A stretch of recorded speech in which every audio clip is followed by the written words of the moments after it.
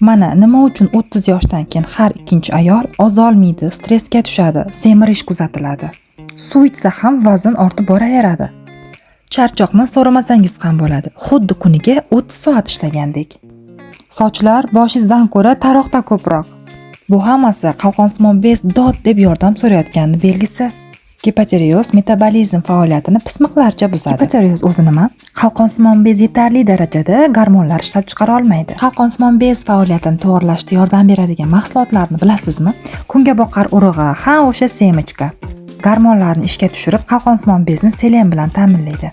Dengiz karami va xurmo organizmni yod bilan ta'minlaydi va metabolizmni tezlashtiradi. Undan tashqari tanaga energiya beradi. Piyoz va sarimsoq tarkibida gormonlarni to'g'irlaydigan va soch ildizini mustahkamlaydigan oltin gugurt bor.